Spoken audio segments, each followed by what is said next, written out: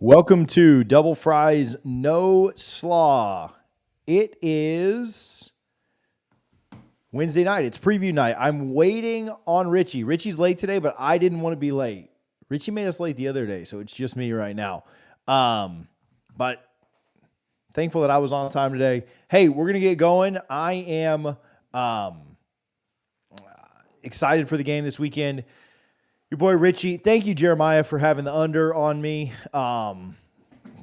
being late today. So, hey, excited for the game this weekend. Excited for the tailgate this weekend. If you are coming to Tallahassee, make sure that you get your tailgate tickets. They're moving pretty good. This is going to be, this is not going to be like Orlando, but I actually got some pretty good news on a Charlotte tailgate as well. I think that could be a lot of fun. I know it will be a lot of fun. So go get your tickets if you haven't done that. It's FSU, Miami, dfns.eventbrite.com.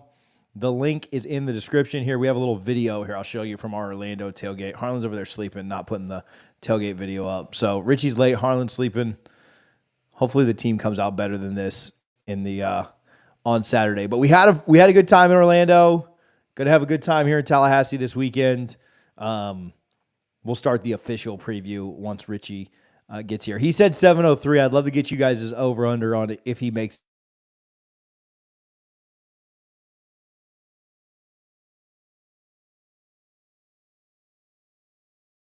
there in Orlando. I've had a good time tailgating with you guys all year. Excited for it.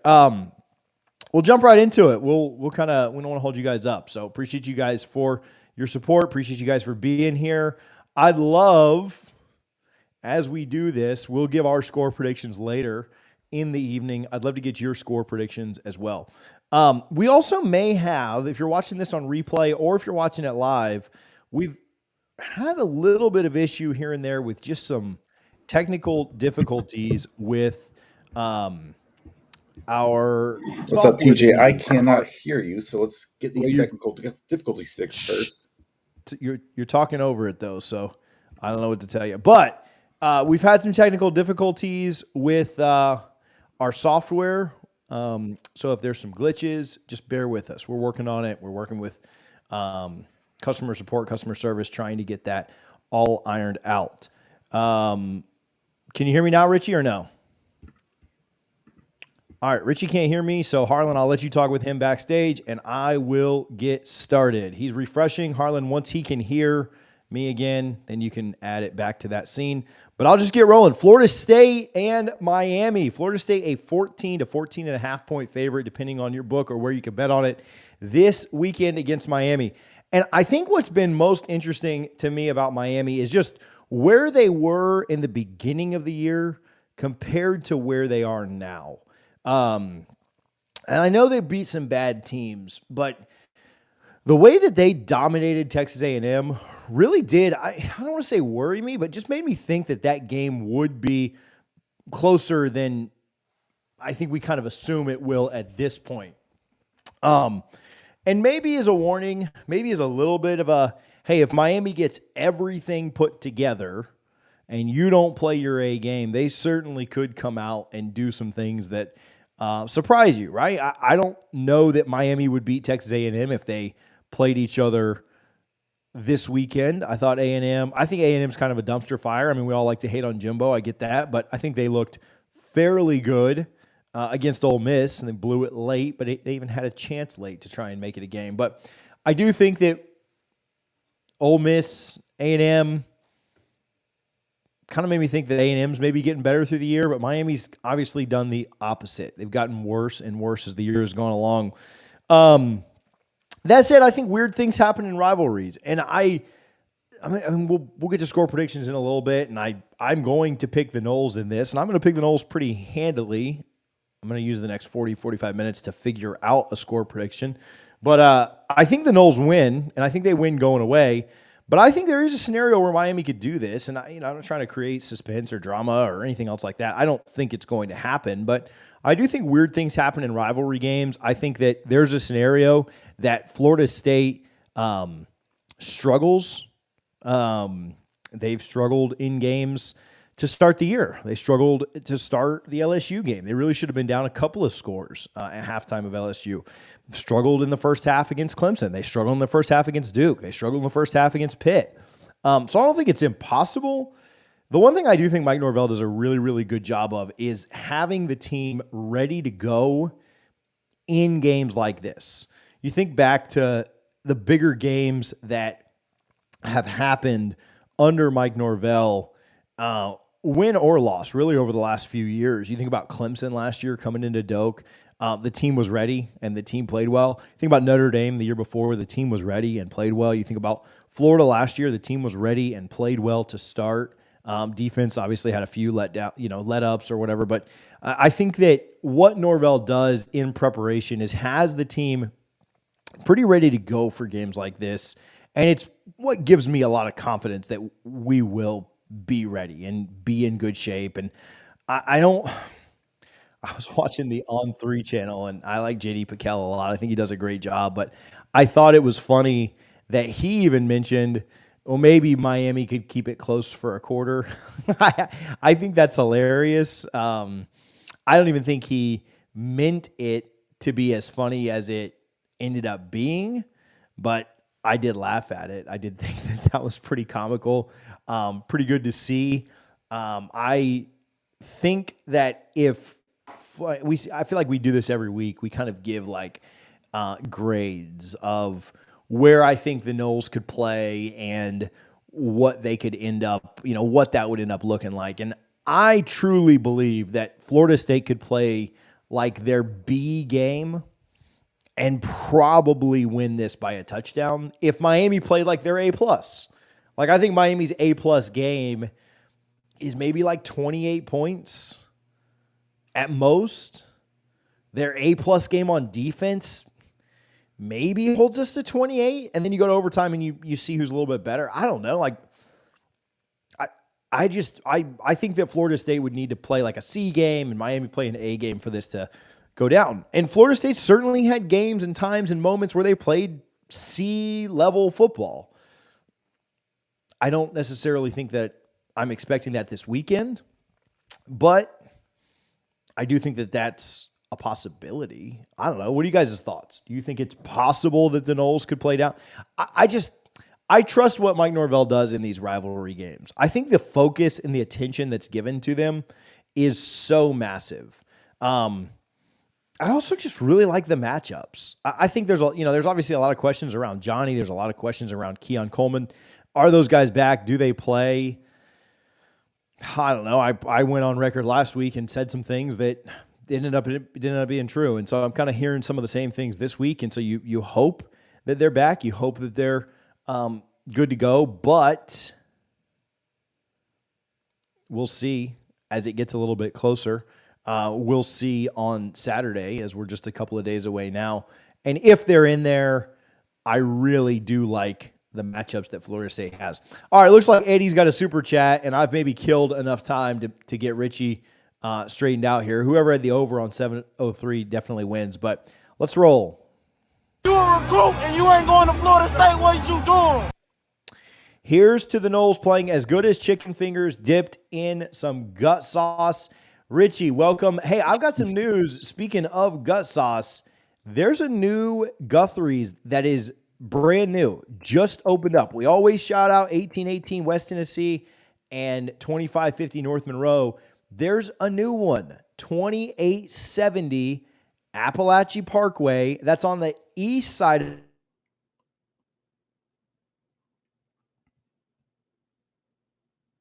Two locations are. This is something for the folks out there near Southwood. It's right there on 27 and what is that? I mean, the corner of 27 and East Capitol Circle Southeast, right across the street from the Zaxby's because they're not afraid of competition, so they'll just beat their heads in. Kind of close to the hotels, the highway there. So go check out the new location if you're on that side of town. I do get people that sometimes say that they're too far away from Guthrie's to go by there, so no excuses now. Richie, Eddie, thanks for the love. How you doing, Rich? Good. Apparently I'm an idiot because I had to the mic set for my headphone settings and the headphones setting for my mic, and that's why I couldn't hear you, and you probably couldn't hear me. So blame me to this week. That's the first time in 10 preview shows that it's been my fault. So I'll take it like a man. But yeah, man, I'm excited. It's Miami week. I just cannot wait. This is going to be a fun Saturday afternoon. I'm excited for it, man. You kind of let me down a little bit. It had nothing to do with your mic or anything else like that, but you kind of teased us. I don't know if it was on air or not, but you kind of teased us as we were getting off the show on Sunday, like you might be looking at flights or something. And then we got to like Tuesday and you're like, I'm not doing that. So I'm still a little bit upset with you for that. But what are your plans for the game this weekend? Yeah, so I'm probably playing golf in the morning and then just coming home to watch the game. May go to American Social. If you live in the Central Florida area, the Greater Club of Seminole Orlando, all proceeds from those games go to Seminole Boosters. So check out Outpost in Maitland, Wall Street in downtown, or American Social in Dr. Phillips. We'll see how I feel after golf. So it's either going to be American Social over in Dr. Phillips or watching the game just from my couch. And there's such a good slate of games all over the country this week. So I don't know, that 3:30 slate's not as great, but still really another good game at 3:30. We'll get into some of the playoff talk in a little bit, but yeah, I'm just excited for this game. Did I lose you or did you lose me? I can hear you just fine. Oh, I lost you for a half a second there. I don't know if that was on me or you, but all right, let's jump into this. Harlan, the producer. It's definitely our software that we're using. All right, let's talk. We started a little bit of Miami. We're going to talk more Miami. But before we do that, college football playoff rankings. We gave some love to Guthrie's. We gave some love to the Tailgate. If you're coming out this weekend, certainly get your tickets. I have plenty of Guthrie's out there for you. Some folks felt like FSU might drop. Ultimately didn't. I don't know that it would have really mattered long-term anyway. I think, Richie, I don't know what your take is on this, but I think that people think that just because you're one spot away, that you're really close to that team. And I don't feel that way. I feel like there's a pretty significant gap between 4 and 5 right now. And I'm not saying it's like Florida State has enough room to like lose a game or anything like that. But I think the gap between 4 and 5 is fairly significant. And so that's why Florida State looking like, just okay. And Washington picking up a ranked win against USC didn't matter in the committee's eyes at all. Is USC a quality of a ranked opponent at this point right now? I think a lot of people struggle to say so. I think Caleb Williams would just point to his defense and say, we don't belong anywhere in the top 50. And you had some really good metrics and stats, that you should probably read right now just to show how far away that Washington's schedule is from Florida State's, because you had some pretty good metrics, advanced metrics on Twitter today. And my goodness, just acknowledge Andrew for that. Go ahead, Harlan. Play a few of them while I look this up. Fire up the war chant and plant the spear. Nose wind. Put a smile on your face. Okay? Because Florida State, if we gonna do it then, we do it big then. Let's go, baby. Yeah, Andrew's our winner tonight. I doubt anybody is brave enough to go up there and beat him. But if you want to get into a war with him, I very much.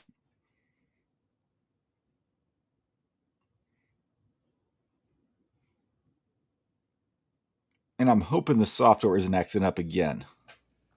Yeah, it probably is, but it just is what it is. You just fight through it at this point. But Andrew was the last time I watched a game with Andrew, the Florida State got a top 5 win and scored 45 points. So I'm excited to watch the game with Andrew again this weekend because we're, the Noles are on a different level when that happens. So, Andrew, appreciate the love. Yeah, Richie was talking about the advanced metrics. Florida State is ahead of Washington in almost all advanced metrics. That includes FPI, the S&P Plus, their strength of records ahead.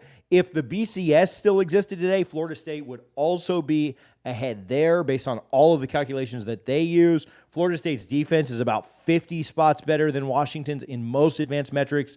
And then Florida State's quarterback. There's so much talk about Michael Penix. A shout out to David Hale, who tweeted today.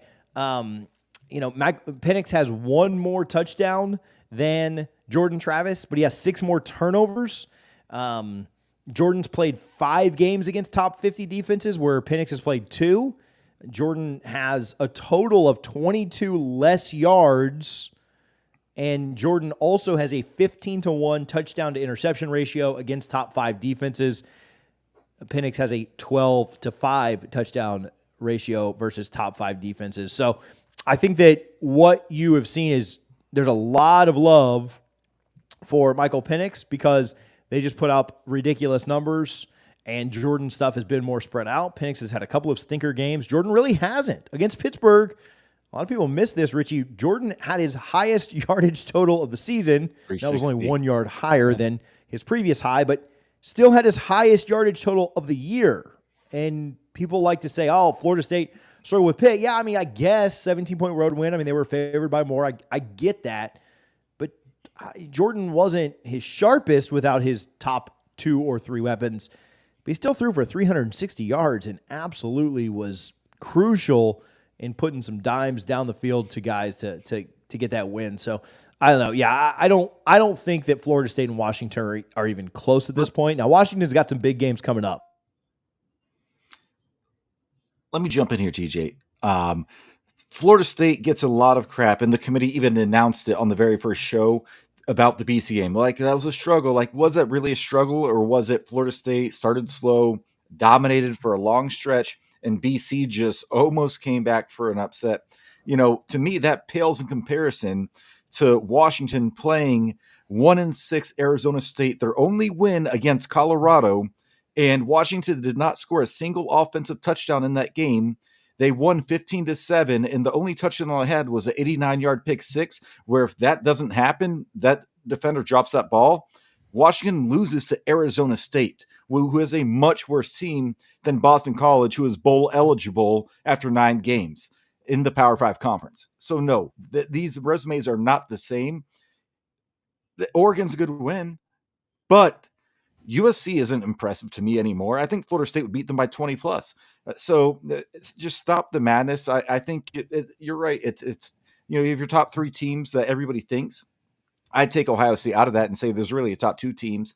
Then you have Ohio State and Florida State next. And then, hell, I'd put Alabama ahead of Washington, but I get why you can't do that in the playoff rankings, because you have to respect wins. Alabama would destroy Washington if they played today.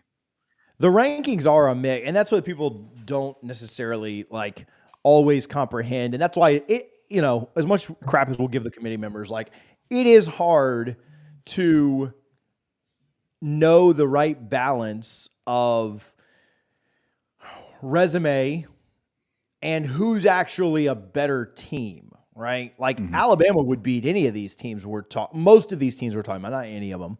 I think Alabama would be favored head-to-head on a neutral field with us. I think they'll be favored against Georgia. The way Milroe's been playing, I mean, Nick Saban might have unlocked a cheat code here with what he has going on with Milroe right now. Possibly. Yeah, I mean, I also think Georgia would beat LSU by a similar amount. Like, you know, I could be wrong on that. So, like, I don't know. I could see that one going. But, like, I think but, you know, the committee is trying to factor in both resume and what they think would happen on the field. But yeah, wins and losses do matter. Okay, so I don't know that we agree 100% on this, but you think if we lose a game, we're out. I think that, like, enough chaos could theoretically happen to where that's not the case. But it is unlikely. I'll say that. Like, I think it's unlikely, but it could happen.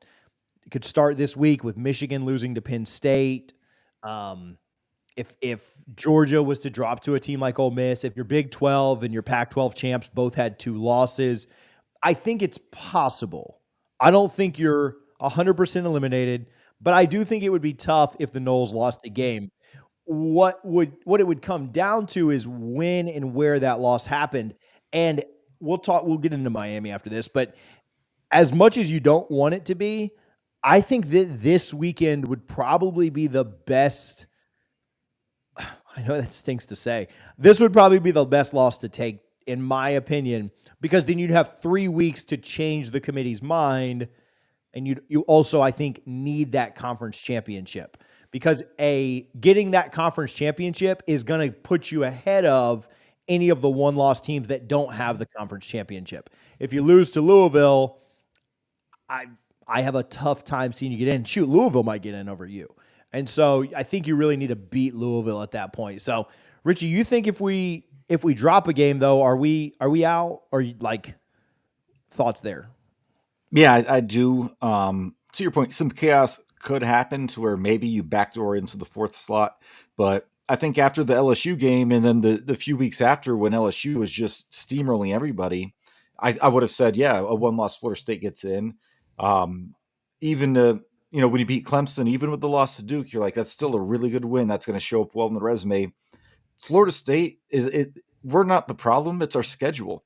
What we thought would be a solid, very respectable schedule has let us down entirely. And I think that's what would keep us out, because think about this. If Oklahoma doesn't beat Texas, Florida State's probably fifth right now, and you need a loss ahead of you to have a chance to get in.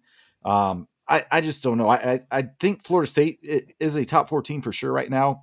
And I think we'll see what happens. Obviously, Miami loss is bad. North Alabama losses, that's an elimination game entirely. In Florida, they just lost to Arkansas at home, who had 2 wins heading into that game. In Louisville, you really need them to win every game heading out to even have a chance to get in as a one-loss team, because then they would theoretically be ranked ahead of you heading into the ACC championship. You beat them, maybe chaos happens, you get in. All I'm saying is win these next 4 games, and you don't have to worry about it. There was a lot of talk about Florida State fans thinking, man, if Alabama runs the table and they steamroll number 1 Georgia, would the committee put a one-loss Alabama in over Florida State? No, that's ridiculous. Or an undefeated Florida State. And that is just insane, because Florida State, if they are 13-0 ACC champs in the Power 5, they are definitely going to the playoff. I don't care who you're talking about, because Texas would be up next instead of Alabama. Are you going to put a 12-1 Alabama over a 12-1 Texas when a 12-1 Texas went into Tuscaloosa and beat Alabama by 10 points and the game was never really in doubt? I just think it's ridiculous talk. Florida State controls their own destiny. There's a chance they don't get in with one loss, and I think that chance is very high. But I know they're getting in if it's just one loss, and that's really all I'm looking for, because we'll see what happens. Again, Ohio State will play Michigan in the regular season, and then whoever wins that game will probably play Iowa and win a game, 31-7 or something in the Big 12 or Big 10 championship. If Texas loses another game, that opens up a spot for an Alabama to hop in, and I certainly think Alabama's next up. I just don't know. This whole playoff situation, it's going to be ridiculous. But the moral of the story is, if you're Florida State and you want to guarantee your spot in the playoff, win your next 4 games. I don't care if you win them all by 1 point. I don't care if you beat North Alabama in overtime. A one-loss conference champ is not jumping a 13-0 Florida State conference champ. And there's been a lot of narrative about, that there's a lot of SEC bias, the ratings and everything. Cool. You know how many people in the committee have SEC ties? 1. All these other conferences are represented on the committee as well, and they don't want to set a bad precedent moving forward. Although, granted, when it's 12 teams, who really cares? But you're not going to put. I don't care if Alabama beats Georgia 63-0 and Florida State beats Louisville in a last-minute field goal. If Florida State's 13-0, they are going to the College Football Playoff. And you're going to be favored. All right, we'll start some Miami stuff, but you're going to be favored every week by double digits. I've even seen like the early lines of what they think the Louisville, Florida State stuff would be, and it's like 10 or 11. And team, I'm not sleeping on them by any means, but you're going to be favored. I think you're probably a 10 or 12 point favorite at UF right now would kind of be my guess. I'd lean right around 10 just for what it's worth. But I don't know. That's a little tough to handicap, because let's see what they look like. If we win the next 2 and they lose the next 2, it might be even more than that. Which, if it's more than 14, I actually kind of like UF to cover there. But I like UF to lose out though in Missile Bowl. Yeah, no, let's get to Miami, but that just a last random thought. Yeah. All right, so I talked about this a little in the intro, but Miami, Florida State. Florida State 14.5 point favorite, Saturday at 3:30 p.m. We'll come back to that playoff ACC check-in at the end. We kind of talked about it a little bit, but I'll move it to the end, and then we'll come back to it so we can get to Miami a little bit. But Let's talk about it. It all comes down to quarterback play. I was talking with Coach Coop earlier, which he does a great job. If you guys missed that, go back on the channel and watch it. But man, they have so many questions at QB, Richie, and they've got a decent squad outside of it. They've got a good running attack. Their offensive line is really good. Their defensive line is playing well. They've got some good pieces in the secondary. They're not a complete team by any means, but quarterback play is atrocious. And here's what I told Coop. I can't remember a situation. I've seen situations where a fan base wanted one of two quarterbacks to play, like half wanted this guy and half wanted the other. I've never seen a fan base that was split between three quarterbacks at one time. And they were like, no, we got to play this guy. No, we got to play this guy. No, we should play this one. I've never seen that in my life. And I think Van Dyke starts. I think Mario's trying to be cute with this. I think it's dumb, but he's not been good. And I think Van Dyke is mentally broken. Physically, he's not been overly healthy, but I think he's just mentally broken at this point. You look at, 10 interceptions in his last 5 games. It's just a bad situation. And it's just such a weird dynamic when you look at that offense that has not been good. Their pass protection is elite. Go look at these passes that even when Van Dyke is throwing egregious interceptions, he has a clean pocket. Nobody within, 6 yards of the man. Their run blocking isn't great, and they have really good running backs. So that their running game is just average.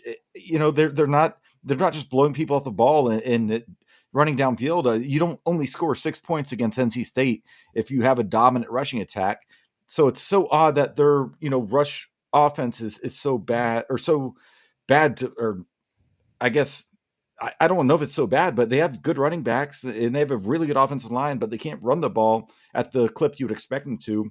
They have a dominant passing attack and okay receivers. I'm not buying all the receiver hype. It's just a weird offense, and I think the ACC simply has just figured them out. yeah, and I think what helps teams is I think the rushing attack would be good if Van Dyke wasn't such a liability. Teams don't have to play him honestly. And so, I think the running backs are decent, but they just don't have to. You don't have to respect the threat of the pass, at least not consistently. I wouldn't be shocked if Van Dyke got a couple of nice passes off. Yeah. It's just a rivalry game. You play up, but you don't have to respect it consistently, and that's why they've struggled. I mean, you get the note here. They've lost 3 of their last 5 games. No offense to Hunter, but at NC State scoring 6 points. Georgia Tech's a terrible loss. Miami's not a bad loss. I mean, Miami's not good. They've lost a couple since then too, but that's fine. I mean, Miami's got a good offense, but I will say this. I do expect UNC, yeah. I expect Miami to play better this weekend than they have the last few. I think they'll play at least for a quarter or a half. The other thing I don't think they'll quit. I think that's something that's very different between this team and others. They've been bad here recently, and they haven't, they've played hard. And so they played their sorry little hearts out. Here's the best way they're not any good, but at least they try hard. So congratulations, Miami. But yeah, I don't expect, last year, I think they quit after the first drive or two. It was all right, we're out of here. This is not going our way. Screw it. Van Dyke was hurt. I'd expect them to do a little bit better with that this year, but I don't know. What's the... Yeah, that might be where we differ, TJ, on if they quit or not. I think, does this team believe in Coach Criswell after not taking a knee? They all heard the reports and said, oh, man, that's a game they should have won. They clearly don't believe in Tyler Van Dyke. Here's a guy who spent all off season showing off his new BMW and his life wallet deals and all this good stuff during the off season. Was he putting in the work? I don't know. I'm not saying he wasn't. Maybe he was. Maybe he's the first guy to show up, last guy to leave. But NIL is going to play a role in this. Maybe John Ruiz screwed over some of these players, and they're like, man, why are my checks bouncing? I came here only for the money. And those aren't the type of players you want in the locker room anyway, if they're there just for the money. I think this team could quit, and it'll depend on how it looks, right? I'll put it this way. I think if this is a team that could quit and Florida State just blows the doors off, And Mike Norvell will absolutely want to do that, given that recruiting list that's going to be in Tallahassee. But if you let him hang around and it's a 7 3-point game at halftime, maybe Miami gets an early touchdown in the third quarter. Well, now you're in trouble because you have Miami's full attention, and you better be prepared to execute at a very high level. Or this is what we talk about the past few weeks about elimination games in the playoff. TJ, we just talked about a little bit. I think this is a elimination game for Florida State. Yeah, I mean, I think we talked about like the chaos and stuff, and could they get back in it? But yeah, I mean, I think it's gonna be tough to get in with one loss. Just you're running out of the chaos to happen, right? And if you were to lose to Miami, is that as good as Alabama's loss to a top 10 Texas? Is that as good as Oregon's loss to a top 10 Washington? And so you're behind those two teams, and so could you climb back into it? Yes, you could. You'd need Georgia to beat Alabama to get them their second loss. You'd need Oregon to drop somewhere along the way. Maybe Washington lose one and then beat. You'd need a lot of stuff to go on, and you probably don't want to be there. So, hey, I am excited for our defense, though. We talked about how Van Dyke is struggling. I am excited to see what Jared Verse, Pat Payton, some of those guys that Miami tried to tamper with this offseason to try and get them down there to Miami, try to see what they look like. Farmer, Payton, some of the other ones there along that defensive line. I think that they've got an opportunity to go out and do some really special things. Again, this is an offense that scored 6 points at NC State. I'd like to think that Florida State's defense and atmosphere environment are better than NC State's. Again, no offense, Hunter. But I'm not saying that we hold them to less than 6, but I do think Florida State has a really good opportunity to hold the Canes down. I don't know, Richie, if Florida State, if Miami was to get to 24, I think that'd be not the win. I don't think they win the game. I think that's a good total points for Miami, 24. I don't think they get there. But even with that, I still don't think they win. Like, you got to like Florida State to score more than 24 on Saturday night, right? Play clean game and they're in the 30s. But again, rivalry game, I know it's cliche and we shouldn't even think this way, but as college football fans, at least I do, about a blocked kick, a big kick return, a pick six, a fumble, Mike goes for from his own 3-yard line. You never know what could happen. We'll see. But no, I think Miami, I think my number to guarantee a win for Florida State is probably over a 20.5. I think if you get to 21 points, if you're Florida State, you're going to win the game without anything crazy happening. Miami's defense isn't good, but what's the best offense they've played against? Jimbo kind of went off on them down there in Miami, over 30 points, I believe. So their defense is good, but have they been tested? And if Florida State has a 85 to 90% healthy Keon Coleman and Johnny Wilson, you're gonna score points on them, because Mike is a master play caller. He really is. He's one of the best in the country. I truly believe that. He's going to scheme Florida State open. It might not be pretty at sometimes. We might have, back-to-back 3 and outs, and then a play that goes 14 yards, or a drive that goes 14 yards. But at the end of the day, he's going to hit those 30, 40, 50-yard plays that set up scoring opportunities. And those are the ones that are just demoralizing if you're a defender for Miami. Like, man, we're doing everything right, and then we keep giving these up every, 10, 12 plays. And here we are down, 20 to 10. And I don't trust this offense or this quarterback to get anything done, especially if it's Tyler Van Dyke. So, yeah, I'm somewhere around there too. Like, I think if Florida State gets to 24 plus 25 would probably be my number, then they've probably got it. It's hard for me to envision Miami scoring 4 touchdowns without some really fluky stuff. I could see 4 scores. I could see, it's hard to see 3 touchdowns 7 years ago. But I guess I could see that. But yeah, 25 would be my number. Like, I'd be pretty surprised if Miami was able to get to 28 in this. Vegas is pretty significantly under that number as well. So, okay, let's do this. Let's pivot just a little bit.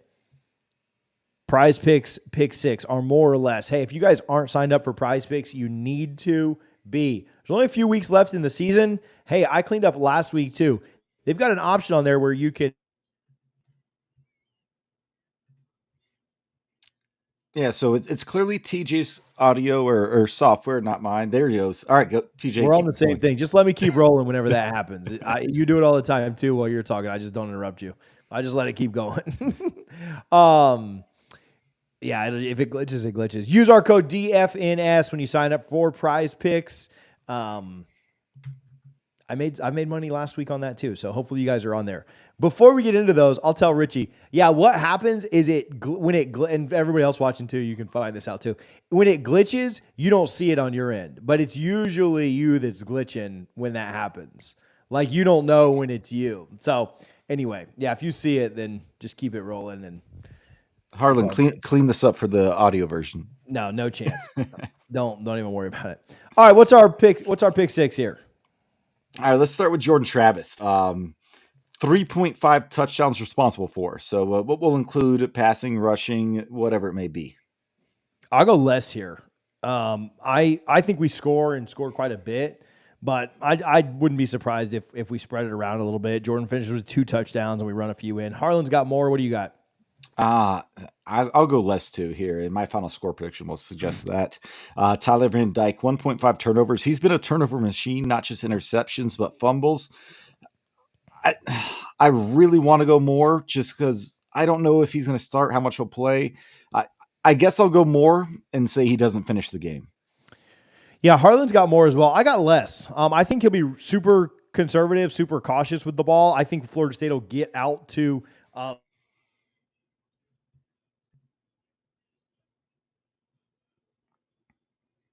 goes down, but I'll go less on this one. I'd say he gets 1, but I'd say he is ultra conservative with the ball.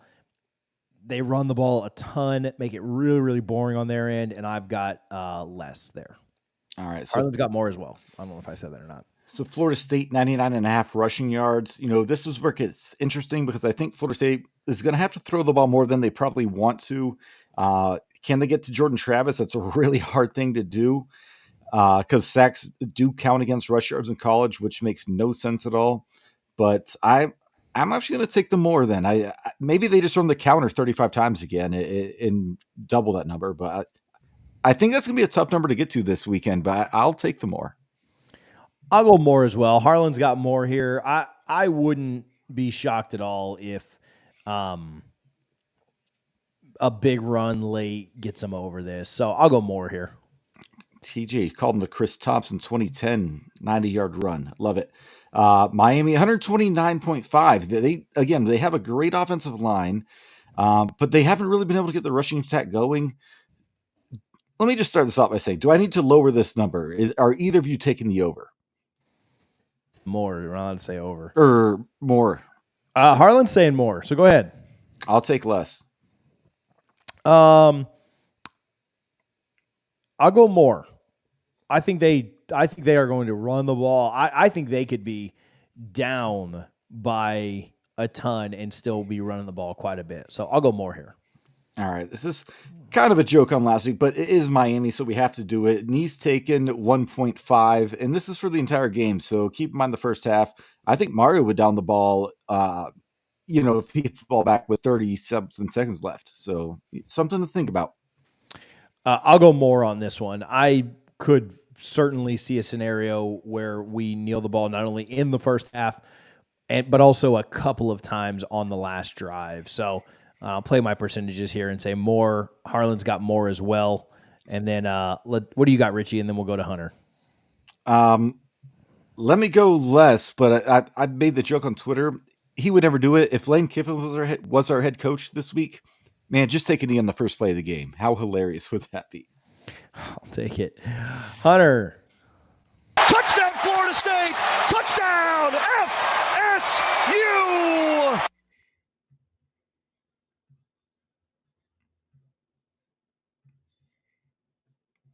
Hunter. All right, what's next? All right, our last one of the week, we are looking at TV viewers because this has been a hot topic, and I do think this will be a hot topic in the spring again when we have the ACC meetings in Amelia Island. I put 4.3 million viewers. Now, I did some research on this, so this is a very well set number in my opinion, but I'll let you two go first because, like I said, I did my homework.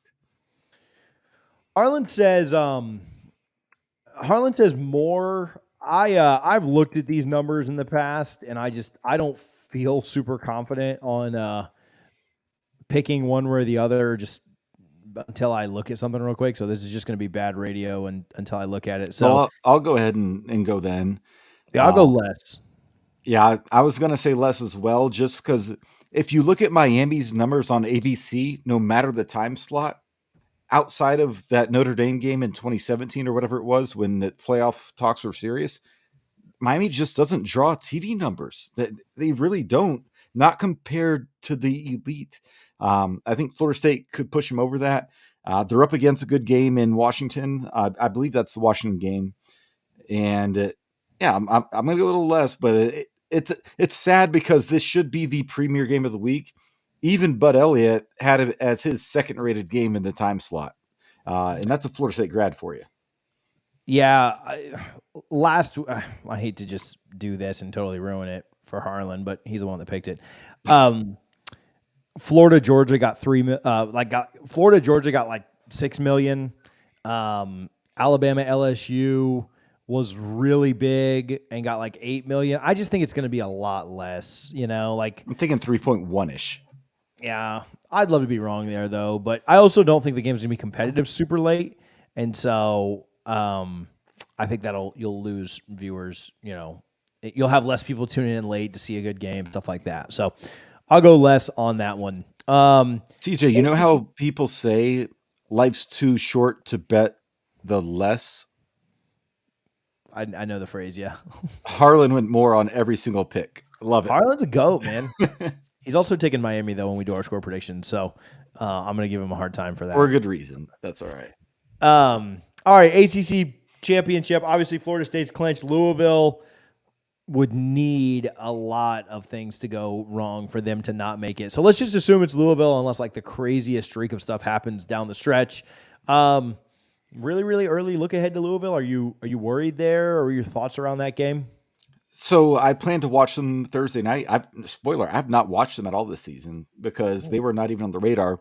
But I think this is a good time to point out the ACC made the absolute right decision by getting rid of divisions, because otherwise it'd be Georgia Tech, North Carolina, or Duke most likely playing Florida State, and you would have a top 10 potentially college football playoff team missing out on their conference championship game because an unranked ACC team just happened to be in the right division. So shout out the ACC, the one good decision you guys have made in the longest time. So I haven't watched Louisville, so I don't want to speak on it too much. But thank goodness for getting rid of divisions, even though it would be much easier for Florida State if they were playing a Georgia Tech. But maybe they potentially saved us playing a Drake May. So who knows what to say there. Yeah, I haven't watched a lot of Louisville either, but I'm just telling you, if we go 12-0 into Charlotte, we're not losing. So there's that.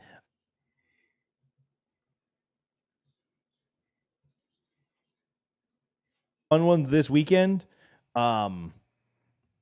Oh man, I took the thing out. Oh, here we go. Michigan at Penn State. You going to take some more upsets, Richie? Penn State's a 4.5-point dog. The game is at Penn State. Man, a little offensive outburst this weekend against Maryland. You like Penn State to pull the upset? I saw Pate picked them. What do you like? 8 p.m. Whiteout. I'm taking them. Game's at noon. I do think that this is Michigan's first challenge of the season. Here's how I see this game playing out. I think Penn State gets off to a hot start. The crowd's going to be electric. And I think they might even have like a 10, 13-point lead. I just think James Franklin has not won a big game like this before. Michigan sneaks out a really close game. I'll take Penn State to cover, but I think Michigan wins the game. I'm not feeling upsets on any of these.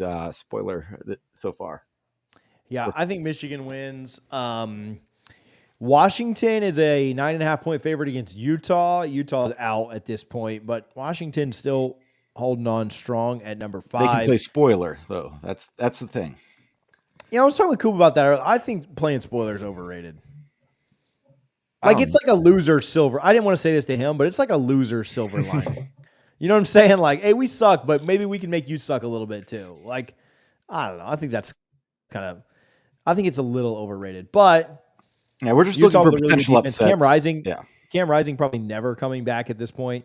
But can they keep it close? I wouldn't be surprised if Utah covers it. And if this game was at Utah, I would absolutely take them. The spread wouldn't be 9.5. It'd probably be 7.5 at that point. But I think it's a fun game. Washington, then, like I said, they didn't score a single offensive touchdown to Arizona State. And then they just go off on other good teams like Oregon. I don't know what to think. I think it's I hate to steal it from game day, upset alert, but Washington probably wins. Yeah, I've got Washington in this one. Ole Miss got any chance of knocking off UGA? No. Yeah, I don't think so either. I think that spread's interesting at only like 10.5. I thought it'd be more like 14.5, like the Florida State Miami game.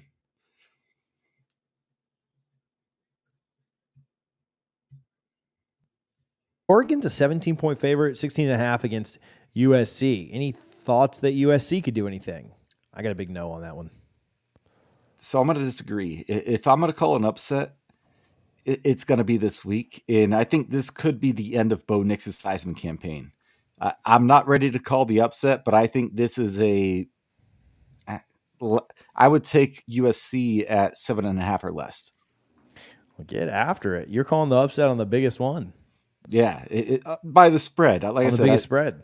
Going into Outson's never easy, but I think Caleb Williams, he's heard everything about how, he was crying in his mom's arms after this last game, which, I get he does the fingernail things with some inappropriate stuff that people don't like, but that kid, NFL scouts will be watching this game because he's expected to be the number one NFL pick.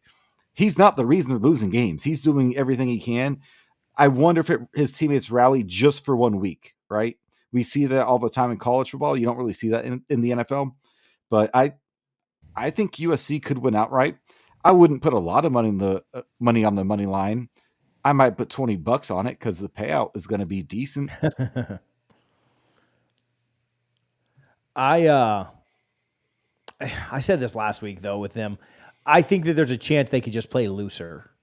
Yeah. And that could help them. But I said that last week and they got blown out. So I think all your season goals are gone, but let's just go get this. It's still a big game, so you still got up for it because you're like, if I'm Lincoln Riley, I'm like, hey guys, you know how many NFL scouts are here to see Caleb and a lot of these guys on Washington and some of your other teammates?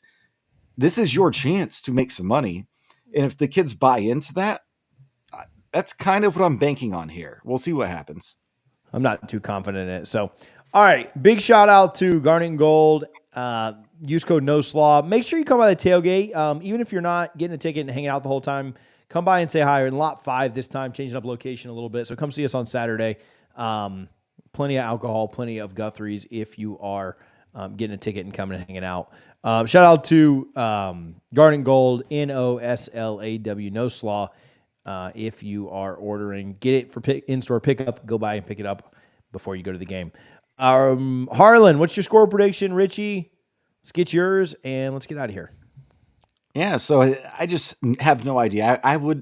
If this spread was 12.5 or 17.5, I wouldn't bet it. I don't know. I do think Miami comes out, plays somewhat inspired. If Florida State doesn't start quickly, I think they could still win the game. Miami definitely could win the game, but I think it's closer than a lot of Florida State fans and experts think. I'm going to say 24-17, Florida State wins it, but it's a 24-10 game. Miami scores late. There's an onside kick for some drama, but Florida State recovers. And the game was never as close as the final score, but I think points will be at a premium this week, and I'm definitely going to bet the under in this game. Harlan's got 31-27. I'm going to go a little bit more bold than both of you, calling these close games. I'll go Mike Norvell absolutely knows that he has a chance to run it up with a pretty stacked recruiting list in town, ready to go. I think that Miami falters in this game pretty bad. I wouldn't be surprised if it's close for a little while, but I like the Noles to win this. Give me 42-17. Oof. Yeah, I do think Florida State kind of piles it on late. I wouldn't be shocked at all by like a 17-point fourth quarter where, maybe the game is like whatever that would be, right? Like 32 or something. So, and then so like last week when Florida State's up 24-17, Mike could have made that 31-17 absolutely easily, but and he will chose this not to. Oh yeah, this week his I think mentality you is will different. this week. And I would have yeah, last I week think if I were him. I think you see them kind of run it up. Maybe it's 38-17 or something like that. But yeah, 42-17. Oh, you know what? No love to Fitz there. Let's go 41-17. I'll get him kicking two field goals. All right, I like it. 41-17, final thing. All right, that's all I got. You got any shout-outs, Richie? Let's get out of here before this thing glitches again. Yeah, let's get out Shelton from Miami, right? The Twitter fan. I don't know if you saw CBS Sports did a special on him. He's the Miami fan that dresses up in full Miami uniform. He does it for his brother. Go find it on my timeline. I quote tweeted it. It's just a phenomenal story. In the spirit of rivalry week, let's all remember that, we all want to kick our rivals' butts, but there's more important things. His name is Da12th Man on Twitter, DA12TLTH Man on Twitter. They just released a phenomenal special on CBS Sports about him and his brother. He's going to be there. Madso's taking care of him this weekend. Just welcome him. If you see a guy walking around in full Miami Hurricane uniform, tailgating at Madso in the stadium, don't make fun of him. Don't do anything like that. Look at his story first and just welcome him. Thank him for coming to Tallahassee and let him know that he truly is an inspiration. I have nothing to be able to follow that up with. Shout out Richie, shout out Harlan, and we'll see you guys on Saturday. Hey, I think we'll have a recruiting video that drops on Thursday, so that'll be tomorrow. If you're watching this on Thursday, go look for it on the page. If you haven't seen it yet, make sure you're subscribed so you don't miss it.